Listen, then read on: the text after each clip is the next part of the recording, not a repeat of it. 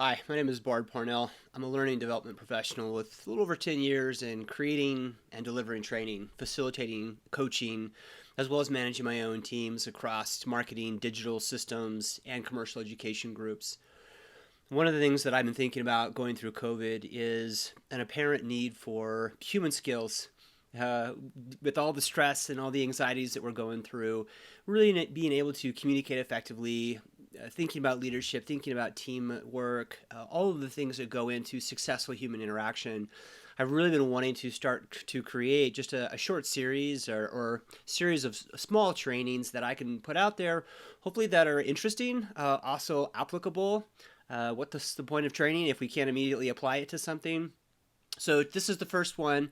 I'm going to start with SMART goals and tasks. And I know you're already rolling your eyes. Please don't jump out of the training quite yet. Why the heck start with SMART goals? People roll their eyes every time I say SMART goals is really the foundation for good leadership and development. I first want to offer a clarifying element to this. I say SMART goals are tasks because I believe that SMART principles apply to large goals as well as small tasks. So if we do that well, if we go through the process well, all of those things will benefit. There are three elements that I believe SMART goal or task frameworks provide. One, I think, is clarity. When you go through the exercise of actually thinking through the process of a SMART goal or task, you come to a really great clarity on what you're trying to accomplish, when you're trying to accomplish, and what it means to you. It also provides accountability. As you've defined all those things, hopefully you're sharing it with somebody, a coach, a leader, a teammate, a partner, a spouse, your kids, whoever you feel like can help give you some accountability to really drive the success of that goal or task. And then finally, for teams and leaders but managers, I would say it really provides alignment. Being able to go through this process and be able to explain it, talk through it with an associate or team member is really critical for good alignment. So as we look at this chart here, I really want to highlight first and foremost the key tip here. Specific and time-based, kind of the bookends to this process, are the most critical. And when I see failure, these are the two that I see most frequently not done well. The rest of them are great, but if you can't get to the specifics and if it's not time-based, you don't have the clarity and detail there, you're going to fail. So make sure that you're really spending your time there. The specific element around SMART is really where you identify the exact goal or task you have in mind. It's easily quantifiable, and I say that by with a meaning of you can get to clear numbers, percentages, and actions, right? So this allows you to really understand what exactly you're trying to accomplish. We want to drive X revenue by this time. I want to lose 5 pounds by this day, right? So you want to know exactly what you're trying to accomplish. When we think about measurable, measurable means you have a clear definition of success. So this allows you to break down the overall goal into milestones and increments. This lends itself to a really effective daily or weekly management. If you know what your milestones are, if you know how you're going to measure it, if you know when you're going to measure it, it's really going to allow you to see success. Are you red? Are you green? Daily or weekly? And that's really, really critical. One permutation of this I see as motivating. Oftentimes, the SMART acronym will have motivating in there. And I would shy away from that just because motivating, while it helps you kind of be excited about the goal, I kind of lift motivating up into the higher level of the conversation around a goal. If I set a goal, hopefully it's motivating to me, right? And so I don't really need to have it mixed in there and think through a whole lot of process there. When you're with a team, I think you can really talk about that more in the relevant time, the relevant step, and I think that's where that really fits. And so I don't typically use motivating. When we think about achievable, this is where you address, can you functionally accomplish the task, right? So do you understand the steps, the tasks, any actions that might be necessary to allow you to complete that goal or task? This is really important for you to think through for your personal goals, right? So I'm an ultra runner. One year I wanted to lose a couple pounds before a race because every pound that I don't carry on my body is a pound that I don't have to carry across 100 miles. So it was really important to me. In order to lose that weight, I have to think through, okay, what's that going to require? What am I going to have to not eat? What am I going to have to eat? What am I going to have to exercise? What are the things that I'm going to have to do in order to accomplish that goal, right? So I can look at whether or not it is achievable for me. For an organizational goal, this is really important as a leader manager to sit down and have that conversation with a team member or associate and really think through and help them think through, is it something that I can accomplish? Is it something that I can do? Because there's nothing more frustrating for an associate than getting a task or an objective that they don't feel like they can impact or achieve. And so that part of the conversation is really critical.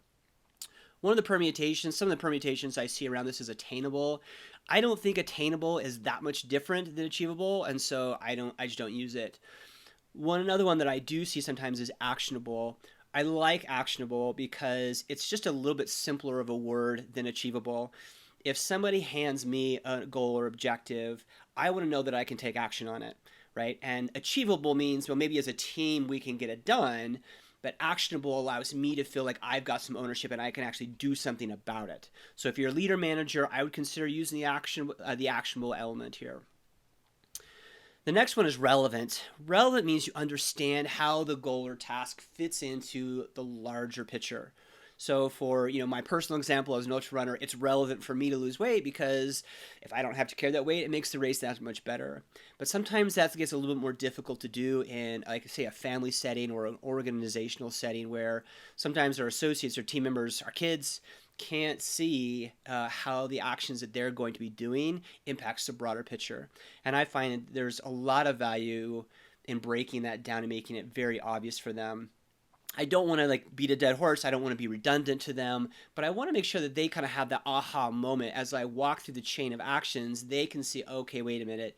Now I see why this impacts the team or how this impacts the team. If we think about permutations here, relatable and realistic.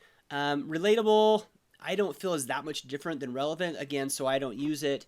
Realistic is great. I think we want to have some realism in the conversation, but I addressed realism in achievable. So I feel like if it's clear that I can achieve it and I can take action on it, then it's realistic, right? If that achievable element breaks down, that's where you're going to have that problem. So I don't really use either the relatable or realistic in the acronym.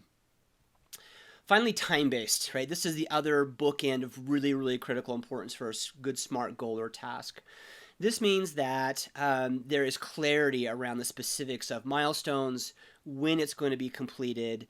This is critical for overall success because there can be ambiguity here, there can be lack of clarity, especially as we look at virtual teams or global dispersed teams. If I tell my associate, hey, I need something by the end of day, well, is that end of day my time? Is that end of day their time? And they're sitting in Western Europe.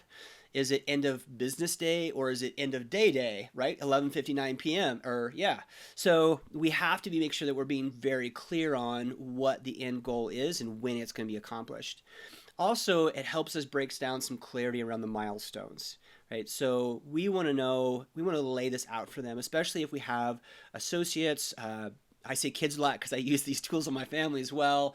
I want them to know when I'm going to check in, because that provides that accountability. And it also gives them a very safe space to say, hey, Dad's coming in or Bard's coming in. I'm going to ask some questions when he does. And they can collect those questions. And so having those milestones broken down with clear detail gives them that accountability and an opportunity and a space to know when they can check in with me.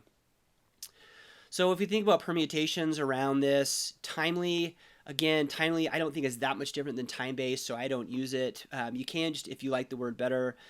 Trackable is the other one that I do really like. Again, it kind of gets to a simplicity. Time-based is it works, and that's just what I've been trained with. But trackable means I know how I'm going to measure, I know when I'm going to measure, and I can see my progress day to day, week to week. And I think that's that gives you the time frame for when those things are going to happen. So trackable for me makes a big connection to measurable, and so that it kind of partners those two elements together. So if you like trackable better than time-based is a broader category with lots of micro elements into it. So this was just a really brief review or overview. If you haven't gotten really involved with SMART goals or tasks, my intention here is to go through each one of these in greater detail. Provide some examples. I'll probably use some personal examples. Probably use maybe some family and some organizational examples so that you can see how they apply in so many different arenas of our life. Again, just to make sure that we're thinking about this, specific and time-based are the two most critical. So as you're thinking about a goal or a task that you want to bring to this series of trainings, which I would encourage you to do, start working on that. Start thinking about how specific is it? Do I feel like it's specific enough? We'll go into that in more detail in the training so you can really beat it up. Again, my name is Bard Parnell. You can reach me at this contact information. I'd love to see your questions or comments. I hope you find this useful and applicable today.